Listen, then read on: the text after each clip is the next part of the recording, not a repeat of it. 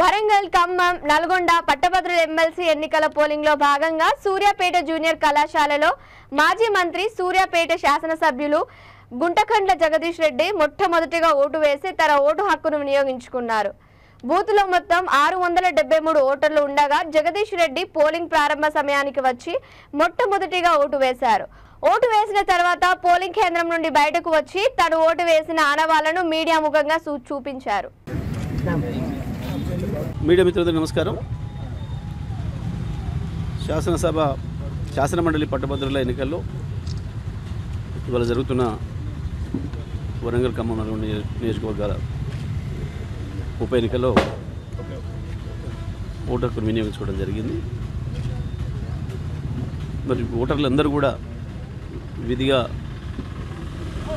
వారి ఓటు హక్కును వినియోగించుకోవాలని, ఎందుకంటే ఇది ఒక మంచి అవకాశం. దీని పేరే పట్టభద్రుల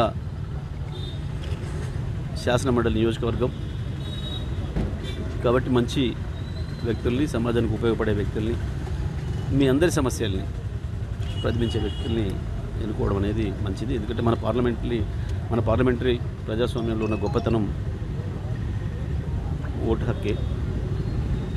ఓటును వినియోగించుకోవడం అనేది ప్రజాస్వామ్యానికి నిదర్శనం. కాబట్టి ప్రతి ఒక్కరు కూడా గ్రాడ్యుయేట్ మిత్రులై ఓటు నమోదు చేసుకున్న ప్రతి ఒక్కరు కూడా తప్పకుండా విధిగా ఈ పోలింగ్లో పాల్గొనాలి. మీరు దూర ప్రాంతాల్లో ఉన్నప్పటికీ కూడా వచ్చి ఓటు హక్కును వినియోగించుకోండి. మీ సమస్యల్ని శాసనమండలిలో ప్రతిబింబించగలిగిన, మిమ్మల్ని రిప్రజెంట్ చేయగలిగిన అభ్యర్థిని తప్పకుండా ఎన్నుకోండి. ఓటు హక్కుని వినియోగించుకోకపోవడం అంటే అది మనం నష్టం చేసుకున్న వాళ్ళ అవుతాం.